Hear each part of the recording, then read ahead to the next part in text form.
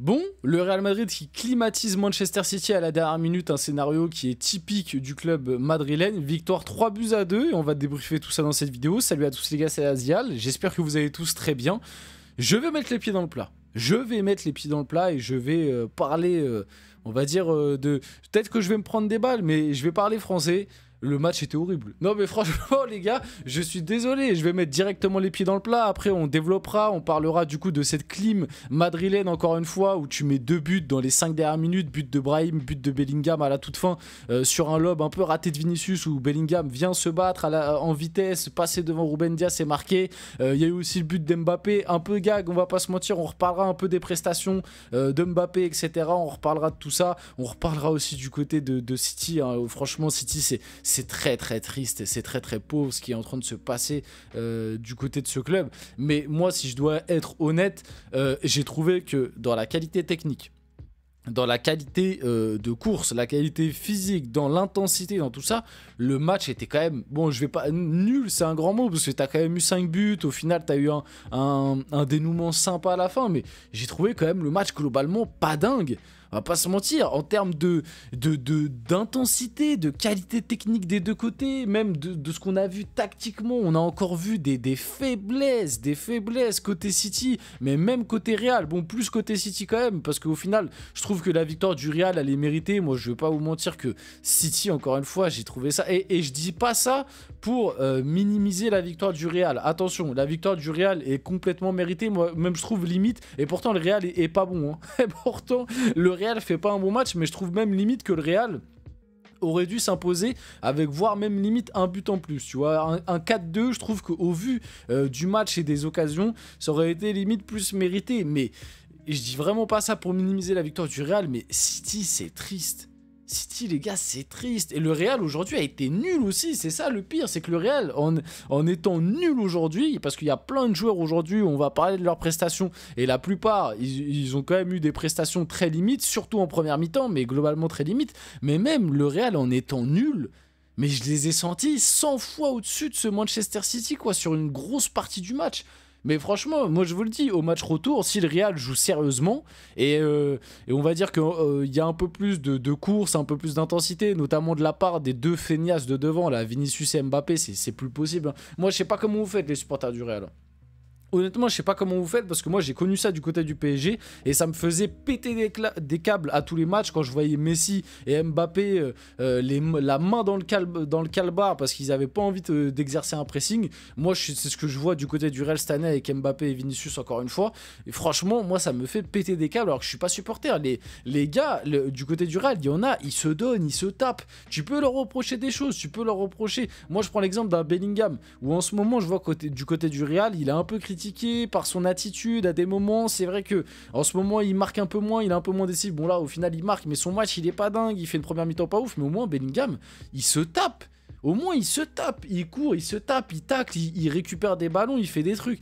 Moi quand je vois Mbappé et Vinicius devant, et en plus encore une fois c'est les deux qui sortent pas quoi. Bon, Mbappé il sort à la 92e, et en plus il sort et il marque juste après. Mais que Rodrigo sorte, encore une fois, moi je suis désolé, je trouve que c'est scandaleux. C'est scandaleux, et il faudra pas venir pleurer quand cet été tu verras que Rodrigo il demande son départ, ou alors qu'il est observé par plein de clubs et qu'il arrive à se faire convaincre par un autre club. Parce que encore une fois sur ce match, et moi je trouve que les trois de devant ont pas été dingues. Alors au final tu dis ça, mais Mbappé il marque, mais bon après il marque avec pas mal de réussites, mais je trouve que les trois de devant ont pas été dingues. Et je trouve malgré tout que le meilleur des trois de devant ça a été Rodrigo. Même si Vinicius fait une meilleure deuxième mi-temps, je trouve que le meilleur des trois de devant ça a été Rodrigo.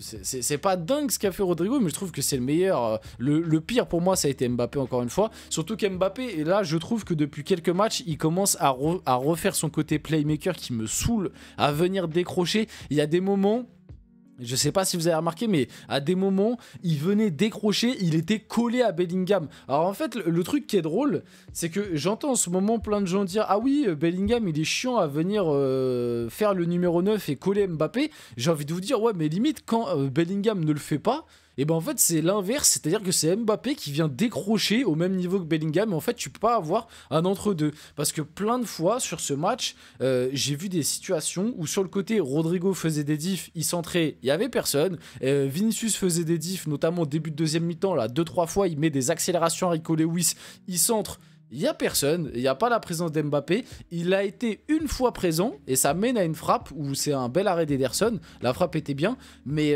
c'est trop pauvre. Honnêtement, ce Real va passer face à ce City parce qu'on l'a bien compris, Manchester City, là, c'est encore une fois les deux buts du Real. Et je le dis, je le répète, le Real mérite sa victoire et je dis pas ça pour dénigrer la victoire du Real parce que je sais qu'avec vous, des fois, voilà, vous attrapez les vestes pour rien, mais encore une fois, moi je trouve que ce Real est super faible. On le voit dans le pressing, c'est faible. Au milieu de terrain, c'est faible.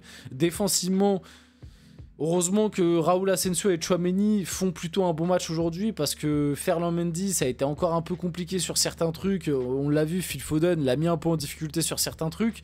Valverde, bon, on va dire que ça va, mais ça se voit que c'est pas non plus un latéral droit de métier. Si tu lui mets un vrai ailier gauche, je pense qu'il peut être un peu plus mis en difficulté.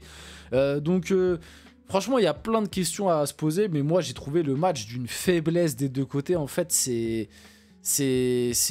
inquiétant. Et en plus, tu te dis que c'est quand même les deux derniers vainqueurs de la Ligue des Champions que tu as là. Mais c'est vrai que c'est beaucoup plus inquiétant côté City. Mais en fait, le truc où c'est tout autant inquiétant côté Real, c'est que pour moi, le Real va continuer dans la compétition, quoi. City, là, ils vont sortir, tu vois. Là, pour moi, c'est mort. Je vois pas City aller gagner au Bernabeu. Et en plus, il faut aller gagner de 2 buts.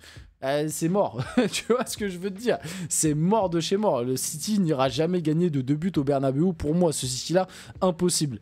Donc le Real va continuer dans la compétition et après il va y avoir les retours de blessures, donc ça va sûrement aller un peu mieux, mais moi j'ai quand même ce sentiment que dès que le Real va jouer une équipe cohérente, pour moi tu mets ce Real là à l'heure actuelle face à un Inter, face à un Barça, face à un Liverpool, même en Ligue des Champions face à l'Atlético, attention, vraiment je suis pas sûr que ça passe, hein. Je suis vraiment pas sûr que ça passe parce que pour moi il manque trop de trucs dans le pressing, enfin bref, voilà. On va aller faire un petit tour sur FotMob parce que oui, en plus j'ai même pas trop parlé de City. City, franchement, c'est triste, hein. Les deux derniers buts du Real, là, le but de Brahim Diaz et le but de Bellingham, c'est 2 erreurs, 2 cadeaux de Manchester City. Et ils ont quasiment rien proposé. Alors, on le voit là dans les menaces attaques qu'ils ont des temps forts, mais c'est parce qu'en fait, ils ont gardé un peu plus le ballon sur ces moments-là. Mais c'est triste, c'est d'une faiblesse. Tu t'en sors avec 1,60 de XG face à ce Real où on l'a dit, il y a une défense remaniée. Tu t'en sors avec 1,60 de XG sachant que tu as eu un penalty. Donc c'est-à-dire si t'as pas le penalty, tu dois être à 0,80 de XG face à une défense où t'as un vrai... Enfin non, t'avais Ferland Mendy où t'as 2 défenseurs sur 4. Et Ferland Mendy qui est pas en forme, Tchouaméni qui ces derniers temps est remis en question, et Valverde qui est pas un latéral droit. Franchement, City, c'est inquiétant. En plus ils ont pas de chance parce que ils ont été touchés par 2 blessures et les 2 blessures moi je trouve leur font mal. La blessure d'Akanji et la blessure de Jack Grealish, bon on le voit qu'ils sont juste là parce qu'en plus je trouve que les deux faisaient un bon match. Je trouve qu'Akanji il arrivait à bien gêner Vinicius sur la première mi-temps globalement, même si les 15 premières minutes du Real sont très bonnes et d'ailleurs le Real au bout de 15 minutes peut déjà mener 2-0. Mais et puis moi je trouve que Jack Grealish il faisait un début de match cohérent, genre c'est lui qui donne le magnifique ballon sur le but d'Haaland parce que la course de Gvardiol, d'ailleurs Gvardiol que j'ai pas trouvé dégueu aujourd'hui. Gvardiol, la course elle est belle, la remise pour Haaland magnifique, la finition d'Haaland rien à dire, mais ouais puis on le voit, le Real 3,42 de XG, 20 tirs, 6 grandes occasions, le Real mérite largement sa victoire, mais j'ai trouvé quand même le Real super faible, c'est ça qui est inquiétant. Donc on en a parlé, le but d'Mbappé, la passe de Ceballos c'est magnifique, bon Ceballos qui fait pas un top match mais la passe rien à dire, et Mbappé avec beaucoup de réussite va marquer ce but. Moi enfin, encore une fois. En fait, maintenant, j'ai limite peur de dire ça, parce qu'à chaque fois, on me traite d'anti, mais moi, Mbappé, je trouve son match, il est ignoble. Le match d'Mbappé, il est ignoble, parce qu'il a encore voulu faire le playmaker. Plein de fois, il a dézonné dans des zones qui ne sont pas les siennes, et en plus, très souvent, il a fait des erreurs techniques avec des pertes de balles, etc. Même si 2-3 fois, il arrive à orienter le jeu, mais voilà. Laisse Bellingham faire ça. 2-3 fois, il venait coller Bellingham, ça faisait doublon, et du coup, ça permettait en plus à City de bien exercer leur pressing. Surtout qu'il y avait de l'espace dans le dos. Mbappé aurait pu plus prendre la profondeur. Il l'a fait 2-3 fois, mais c'est pas assez. Et en plus, quand il l'a fait, très souvent, il s'est fait manger. Donc, et même, il y a eu des imprécisions, comme je le dis, je le répète, tu le vois que les 3 de devant, ça s'entend pas toujours super bien. Bref, et du coup, en fin de match, il y a eu la rentrée de Brahim Diaz, il marque 2 minutes après, petite erreur d'Ederson sur la relance et même sur l'arrêt. Et en fin de match, Bellingham sur une erreur de Kovacic. Kovacic, il te fait une entrée. L'entrée de Kovacic, là, elle est ignoble. Phil Foden qui va chercher le penalty, Rico Lewis, qui a pas été dingue non plus, même si un peu mieux en deuxième mi-temps. Et ouais, globalement, côté City, c'est dur. Côté City, c'est dur. Haaland, il met doublé. Et Haaland fait plutôt un bon match. Savigno, je trouve que ça a été... Pour moi, la rentrée de Kovacic a été une erreur de Guardiola. Gvardiol, que j'ai dit, j'ai trouvé bon au-delà de sa passe D. Et ouais, côté Real, Ferland Mendy compliqué. Moi, Mbappé, je l'ai pas trouvé dingue.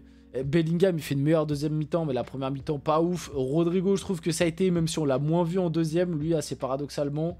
Camavinga, Ceballos, le match est pas dingue. Par contre, Tchouaméni, Asensio, derrière, j'ai trouvé ça solide.